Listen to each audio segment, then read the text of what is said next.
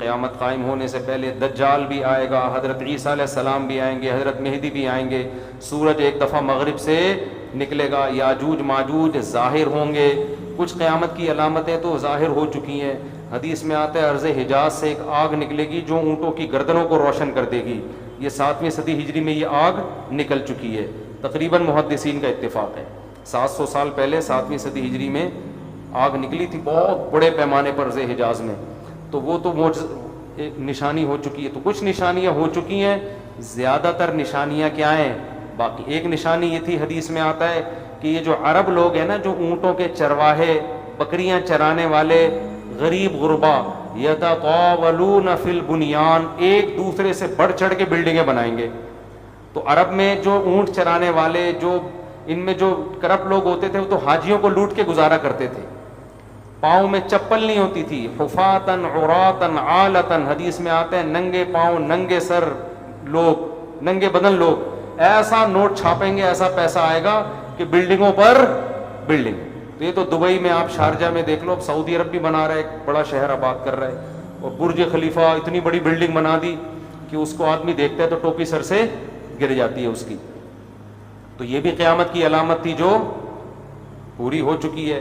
تو کچھ علامتیں تو پوری ہو چکی ہیں، لیکن بڑی بڑی بہت ساری علامتیں باقی ہیں، تو جن میں ایک بڑی علامت ہے، سب سے بڑی علامت دجال کا ظہور ہے، حضرت عیسیٰ کا آنا ہے، امام مہدی کا آنا ہے، یاجوج ماجوج کا نکلنا ہے، سورج کا مغرب سے نکلنا ہے۔ بات آ گئی ہے تو ایک دلچسپ بات کیا ہے، آپ نے قیامت کی پہلی علامت بتائی کہ باندی اپنے آقا کو جنے گی، یعنی لونڈی اور غلام سے جو بچہ پیدا ہوگا وہ ماں کا بیٹا کم اور ماں کا باپ بولو زیادہ، ماں کا مولا اور ماں کا آقا زیادہ ہوگا۔ غلام کی مثال نہیں دی کیونکہ غلام مرد ہوتا ہے نا، اس پہ تصرف تھوڑا سا پھر بھی کم ہوتا ہے، یعنی وہ آپ کی ملکیت میں ہوتا ہے لیکن اس پہ کنٹرول کم ہوتا ہے کیونکہ آدمی ہے۔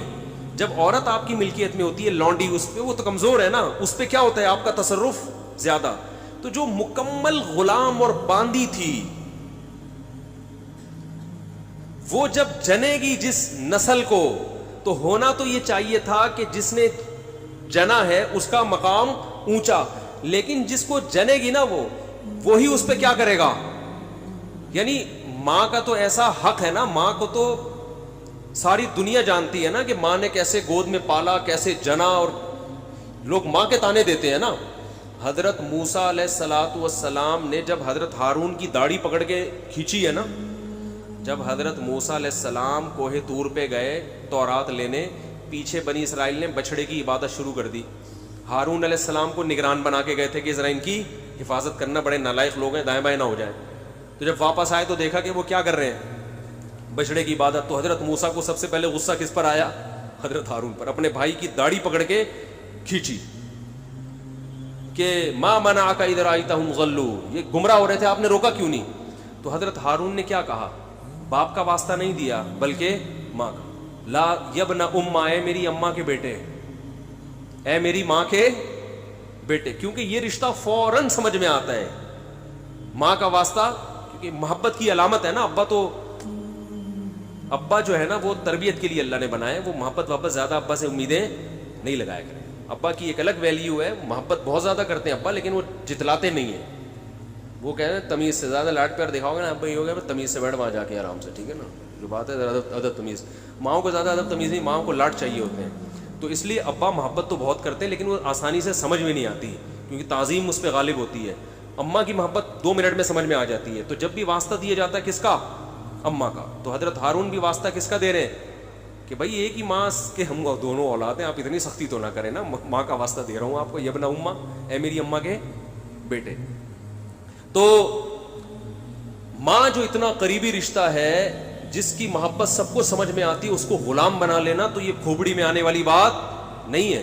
لیکن حدیث میں کیا آتا ہے، قرب قیامت میں بیٹا کیا ہوگا؟ ماں پہ حکومت کرے گا، بیٹا ماں پہ حکومت کرے گا۔ تو ہونا تو یہ چاہیے تھا کہ جو جنے، وہ جس کو آپ جن رہے ہیں وہ گویا ایک قسم کی غلام ہو، ماتحت ہو، لیکن الٹا حساب ہو رہا ہوگا۔ تو یہ بھی پتہ چل رہا ہے کہ ادب مارکیٹ سے کیا ہونا شروع ہو جائے گا، شارٹ۔ مطلب حدیث کا یہی ہے کہ چھوٹے چھوٹے جو ہے نا وہ بڑوں کی جگہ ہو جائیں گے اور بڑے, اور یہ خدا کی قسم آج اپنی آنکھوں سے میں دیکھ رہا ہوں, زیادہ تر لبرل لوگوں کے گھروں میں دیکھ رہا ہوں, دیندار گھروں میں کم. باپ اور ماں اپنے بچوں کو اسکولوں میں 15-20 ہزار روپے فیسیں دے کر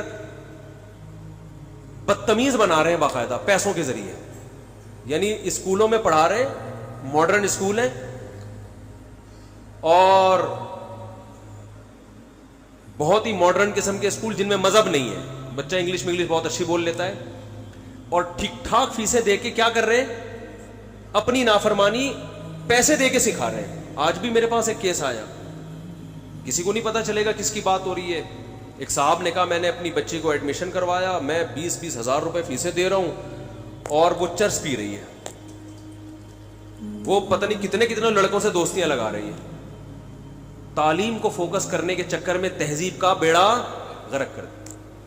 یعنی گویا کہ پیسے دے کے باقاعدہ کیا کیا جا رہا ہے, اپنے بچوں کو خراب کیا جا رہا ہے. تو جنا بھی خود, احسان بھی خود کیا, اور نکلا کیا رزلٹ, وہی آپ پہ کیا کر رہا ہے حکومت, وہ آپ کی ایک بات ماننے کے لیے تیار نہیں ہے. تو یہ وہ دور ہے جس سے ہم گزر رہے ہیں. تو اس میں بھی ادب کی تلقین کی گئی ہے. جب کچھ اس طرح کے لوگ آتے ہیں نا میرے پاس, کہ باپ بیٹا بیٹھا ہوا ہوتا ہے اور باپ اپنے بیٹے کی شکایتیں کر رہا ہوتا ہے بڑے دھیمے لہجے میں کہ بچے کو غصہ نہ آ جائے, اور بیٹا جواب دے رہا ہوتا ہے بڑی اونچی آواز میں. یہ میں نے بہت دیکھ لیا ہے, بہت دیکھ لیا اپنی زندگی میں. اس سے مجھے فوراً وہ حدیث یاد آتی ہے کہ اس کو باپ ہونا چاہیے اور اس کو بیٹا. باپ کو یہ ڈر لگتا ہے کہ یار اب میری اولاد ہے, یار میں کوئی اونچی آواز سے وہ سخت ایک دم میٹر نہ گھوم جائے اس. دیکھو یہ اولاد کے نالائق ہونے کی علامت ہے کہ آپ نے اپنے باپ کو یہ اتھارٹی نہیں دی ہے کہ وہ آپ کو ڈانٹ سکے. اگر آپ کا باپ آپ کو ڈانٹتے ہوئے گھبراتا ہے نا, خدا کی قسم یہ باپ کے خراب ہونے کی دلیل نہیں ہے, یہ اولاد کے خراب ہونے کی دلیل ہے. یہ اولاد کے خراب, وہ ڈر لگتا ہے اس کو کہ یار کچھ بول دوں تو ایسا نہ ہو ناراض ہو جائے. میں نہیں کہہ رہا اولاد پہ بیجا سختیاں کریں یا خام خواہ میں ڈانٹ ڈپٹ کرتے رہیں, اس سے تو ڈپریشن کے مریض بنتے ہیں. ماں باپ ظلم بھی کرتے ہیں. اس پہ میں انشاءاللہ بیان کروں گا کہ میرا ارادہ ہے, میں نے جو سینٹ میں بل پیش ہوا نا کہ ماں باپ کو اولاد پہ ہاتھ اٹھانے کی اجازت نہیں, شوہر کو بیوی کو ڈانٹنے کی اجازت نہیں, تو یہ بالکل خلاف ہے, لیکن اس کا ناجائز فائدہ بھی اٹھایا جاتا ہے. تو ماں باپ کو بلا وجہ اولاد پہ ہاتھ اٹھانا شرعاً جائز. آج ایک صاحب بحث کرنے لگے کہ مجھے اجازت دی ہے شریعت نے کہ میں اپنے بچے کو تھپڑ مار سکتا ہوں. میں نے کہا آپ کو اجازت شریعت نے نہیں دی ہے کہ بلا وجہ آپ اپنے بچے پہ ہاتھ اٹھائیں, اور خاص طور پہ نابالغ پہ. نابالغ کے حقوق اسلام میں بہت زیادہ ہیں. ماں کو اجازت نہیں اپنا غصہ آ کسی اور پہ رہے, نکال کس پہ رہی ہے. میں نے ماؤں کو دیکھا ہے طبیعت خراب ہے, جھنجھلا رہی ہے, بچے کو پکڑ کے طبیعت سے کوٹ دیا اس کو, وہ بیچارہ. بعض بچے ماں کی چنگیز خان جیسی مائیں ہوتی ہیں, وہ بچے ٹھٹر کے ان کی جو گروتھ ہے نا وہی رک جاتی ہے ان کی. اتنا سختی کا ماحول انہوں نے گھر میں دیکھا ہوتا ہے. تو یہ نہ باپ کے لیے جائز ہے اور نہ ماں کے لیے. تو اس میں علماء کے واقعات بھی سناؤں گا کہ اپنی اولاد کو مارنے سے پہلے کیا ان کے اصول تھے کہ ہم زیادتی نہ کر بیٹھیں. دو قسم کی سوسائٹی میں خرابیاں آتی ہیں. ایک خرابی کہلاتی ہے عقیدے اور نظریے کی خرابی, اور ایک خرابی کہلاتی ہے عملی خرابی, عمل میں انسان خراب ہو. ان دونوں قسم کی خرابیوں کی اصلاح کو اصلاح کہا جاتا ہے, تزکیہ کہا جاتا ہے.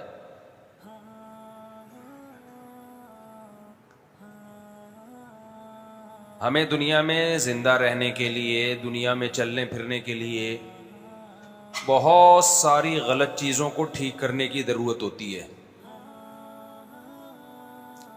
باڈی کو صحیح رکھنے کی ہمیں ضرورت پڑتی ہے. اس کے لیے ہمیں حکیموں سے, ڈاکٹروں سے, ماہرین امراض سے ہدایات لینی پڑتی ہیں. خود سے آپ اپنی باڈی کو ٹھیک نہیں رکھ سکتے. الٹا سیدھا کھاتے رہو گے, غلط لائف اسٹائل ہوگا, بالآخر بیمار ہو جاتا ہے انسان. 20 قسم کی بیماریاں لاحق ہو جاتی ہیں. تو جب تک ڈاکٹروں سے یا کوئی ماہر حکیموں کی ہدایات آپ نہیں لوگے, اس زمانے میں آپ کے لیے اپنے آپ کو صحت مند رکھنا ممکن نہیں ہوگا.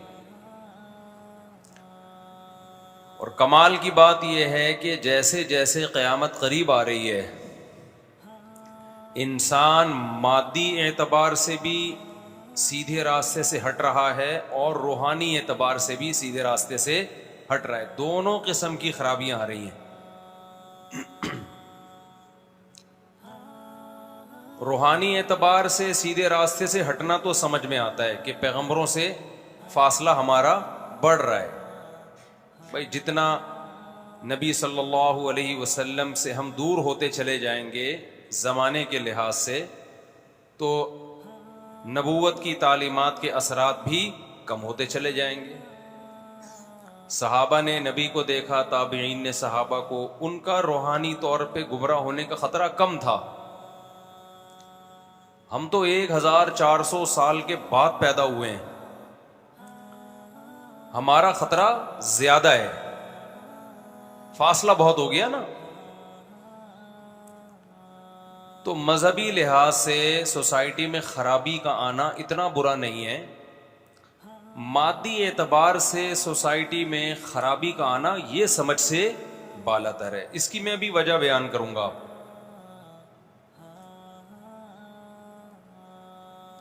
پہلے زمانے میں لوگوں کی صحتیں اچھی ہوتی تھیں، اب صحتیں خراب ہو رہی ہیں. پہلے ایسے موٹاپے نہیں ہوتے تھے، اب موٹاپے. پہلے شوگر کے اتنے پیشنٹ نہیں تھے، اب زیادہ ہیں.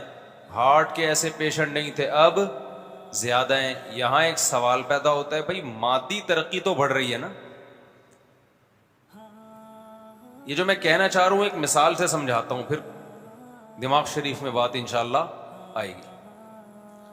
ہمارے ہاں جامعۃ الرشید میں چند سال پہلے ایک مسئلے پر تحقیق ہو رہی تھی. سب علماء بیٹھے ہوئے تھے، مفتیان کرام بیٹھے ہوئے تھے. آپ کو معلوم ہے کہ چند سال پہلے یہ ایشو کھڑا ہوا تھا کہ کان میں دوا ڈالنے سے روزہ ٹوٹتا ہے یا نہیں ٹوٹتا. ہمارے جتنے قدیم فقہا ہیں تقریباً سبھی یہ لکھتے ہیں کہ کان میں دوا ڈالنے سے روزہ ٹوٹ جاتا ہے. قرآن و حدیث میں اس پر وضاحت سے کوئی بیان ہمیں نہیں ملتا. کچھ لوگ ہو سکتا ہے بے وقوف یہ کہیں کہ جب قرآن حدیث میں نہیں ہے کہ کان میں دوا ڈالنے سے روزہ ٹوٹتا ہے تو پھر علماء نے کیوں لکھا کہ روزہ ٹوٹتا؟ پہلے کیوں لکھا؟ آج کل نا منجن بہت بک رہا ہے. تو بھائی یہ بھی تو نہیں ہے کہ نہیں ٹوٹتا، یہ بھی تو قرآن حدیث میں کہیں نہیں لکھا نا. تو جب نہ یہ لکھا ہے کہ کان میں دوا ڈالنے سے روزہ ٹوٹتا ہے، نہ یہ لکھا ہے کہ نہیں ٹوٹتا، تو ایسے موقع پہ اجتہاد کیا جاتا ہے. یہ لوگ اکثر دلیل پوچھ رہے ہوتے ہیں نا کہ یہ مسئلہ مفتیوں نے کہہ دیا، قرآن حدیث میں اس کی دلیل دکھاؤ. تو آپ بتا دو ایسا نہیں ہے، اس کی دلیل دکھا دو. کیا خیال ہے بھائی؟ ایسے پاگل لوگ آ رہے ہیں جن سے لوگ متاثر بہت ہوتے ہیں. میں تو حیران ہوتا ہوں اس پہ، ان اسکالر سے متاثر ہوتے ہیں. آپ ان سے کہتے ہو یہ مسئلہ غلط ہے تو یوں بتا دو کہ اس کی کیا دلیل ہے. میں نے مسئلہ بیان کیا نا ایک دفعہ جھینگے کے بارے میں، کیکڑا صحیح نہیں ہے. تو لوگوں نے کہا قرآن حدیث سے بتاؤ کیکڑا کھانا حلال ہے. میں نے کہا آپ بتا دو ہاں قرآن حدیث سے بتاؤ کہ کیکڑا کھانا ناجائز ہے. میں نے کہا آپ بتا دو کہ جائز ہے. ہم جب قرآن حدیث مانگے نا تو پنچر ہو جاتے ہیں، ہوا نکل جاتی ہے.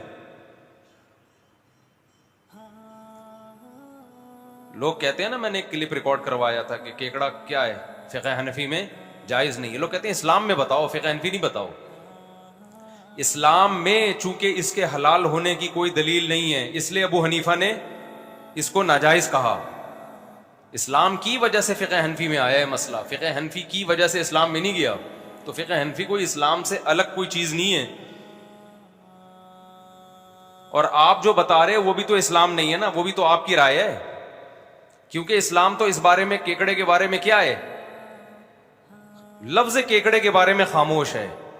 جب خاموش ہے تو پھر دیگر دلائل دیکھے جاتے ہیں کہ اس سے کیا پتہ چل رہا ہے حلال والے زیادہ ہیں یا حرام والے زیادہ ہیں.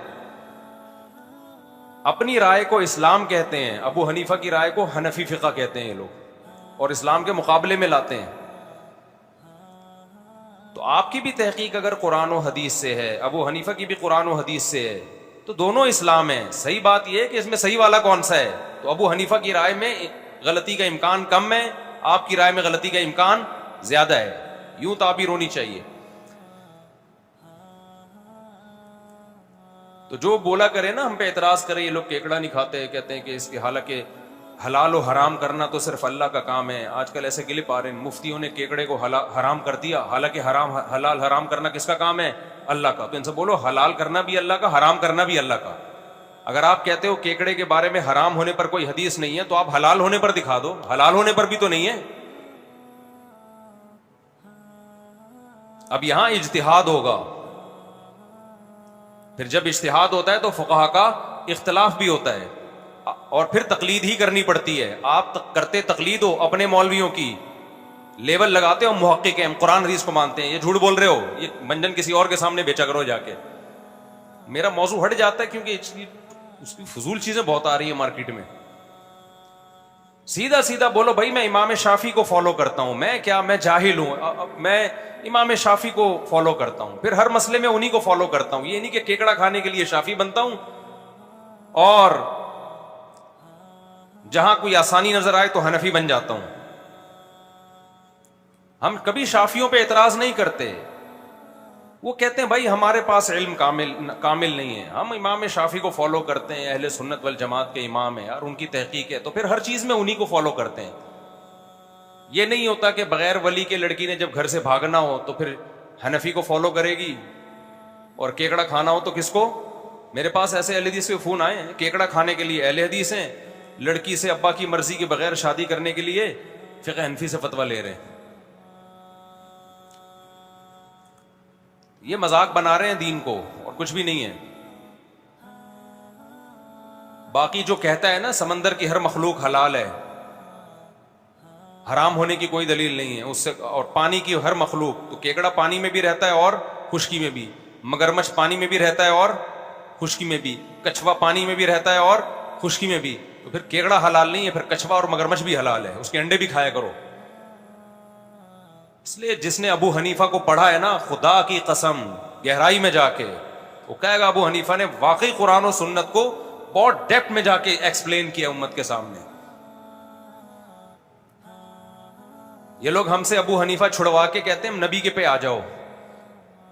ہمیں پتہ ہے نبی کی, یہ ابو حنیفہ چھڑوا کے نبی پہ نہیں لا رہے, یہ ابو حنیفہ چھڑوا کے اپنی رائے پہ لے کر آ رہے ہیں, اس کو نبی کی رائے قرار دے رہے ہیں. کہ جو ہمیں جو سمجھ میں آ رہا ہے وہ نبی کے, ابو حنیفہ جو تھے وہ نبی کو نہیں سمجھا انہوں نے. اٹھا کر پھینک دو باہر گلی میں, نئی تہذیب کے انڈے ہیں بیڈ کو گندے کو انگلش میں ڈرٹی, تھوڑا انگلش کا تڑکا, شعر پرانا ہو گیا نا. اٹھا کر پھینک دو باہر گلی میں, اٹھا کر پھینک دو باہر اسٹریٹ میں, نیو تہذیب کے انڈے ہیں ڈرٹی. یہ شعر پرانا ہو گیا تو تھوڑا میں نے ٹیسٹ چینج کیا اس کا. تو اچھا کمال کی بات ہے, جب ہم جواب میں کوئی کلپ ریکارڈ کرواتے ہیں نا ان کے کمنٹس میں, اس کا ایسے لوگ جو اعتراض کرتے ہیں نا ابو حنیفہ پہ یا علماء پہ, تو جب ہم کلپ ان کے کمنٹس میں نا لنک شیئر ڈال دیتے ہیں تو فوراً لنک اڑا دیتے ہیں وہ لوگ. حالانکہ آپ اگر تحقیق محقق ہو تو بھائی دونوں کی رائے کو سنو. آپ کمنٹس میں سے وہ اڑا کیوں رہے ہو؟ یہ کہتے ہیں نا سب کو سننا چاہیے, تو اپنے مخالف کو سننے کا حوصلہ تو پیدا کرو. لیکن آپ نے ان لوگوں کا ظرف بہت تھوڑا دیکھا ہوگا. یہ کہتے ہیں دعویٰ کرتے ہیں سب کو سنو, لیکن کمنٹس میں اس طرح کے تمام کمنٹس اور لنک ڈیلیٹ کر کے بتا رہے ہوتے ہیں کہ ہمارے علاوہ کسی کو بھی نہیں سنو. منجن کی بہت ساری قسمیں میرے بھائی, جیسے منجن قرآن و سنت کے نام پہ بیچا جاتا ہے نا, ایسے ہی منجن یہ کہہ کے بھی بیچا جاتا ہے کہ دوسرا منجن بیچ رہا ہے. دوسروں پہ منجن بیچنے کا الزام لگا کے بھی اپنا منجن ٹائٹ طریقے سے بیچا جاتا ہے. ہم اپنے ٹاپک کی طرف آتے ہیں, کیا ہم ساس بہو کے جھگڑے لے کے بیٹھ گئے. تو ہر شاخ پہ الو بیٹھا ہے, انجام گلستان کیا ہوگا. ہر شاخ پہ, ہر چینل پہ ایک الو بیٹھا ہوا ہے جو کہہ رہا ہے کہ میں ہوں جو قرآن و حدیث کو بتاؤں گا. تو یہ سمجھو ہر باغ میں جب ہر شاخ پہ پھول کے بجائے الو اور تتلیوں کی بجائے الو آ کے بیٹھ جائے تو گلستان کا انجام کیا ہوگا. تو ہم یہ لے کے چل رہے تھے میرے بھائی، جو قدیم فقہا ہیں میرے بھائی وہی ٹھیک ہیں. تو میں وہ واقعہ بیان کر رہا تھا، جامعۃ الرشید میں مجلس سے تحقیق ہو رہی تھی، تقریباً تمام قدیم فقہا نے یہ بات لکھی کہ کان میں دوا ڈالنے سے روزہ ٹوٹ جاتا ہے، کیونکہ یہ مسئلہ قرآن و حدیث میں صراحتاً مذکور نہیں ہے. جب مذکور نہیں ہے تو اجتہاد کیا. اب اجتہاد کسے کہتے ہیں، قیاس کسے کہتے ہیں، کہ بھائی ہمیں اس سے ملتی جلتی قرآن و سنت میں مثالیں ملتی ہیں تو انہی پر قیاس کر لیا جائے گا اس کو بھی. تو دیکھا کہ بھائی دماغ یا معدہ ایسی چیز ہے جس میں کوئی بھی چیز جاتی ہے تو روزہ شریعت ٹوٹنے کا حکم لگاتی ہے. جیسے ناک میں دوا ڈالنے سے بھی روزہ ٹوٹتا ہے نا. تو فقہا نے فتویٰ یہ دیا کہ بھئی چونکہ کان میں دوا ڈالنے سے وہ دوا دماغ تک پہنچتی ہے، کوئی کان کا پردہ ہے اور سوراخ ہے. ان کا خیال یہ تھا ہم جو سنتے ہیں تو یہ کوئی سوراخ ہوگا نا جو دماغ تک آواز پہنچ رہی ہے. تو انہوں نے فتویٰ دے دیا کہ بھئی کان میں دوا ڈالنے سے روزہ ٹوٹ جاتا ہے.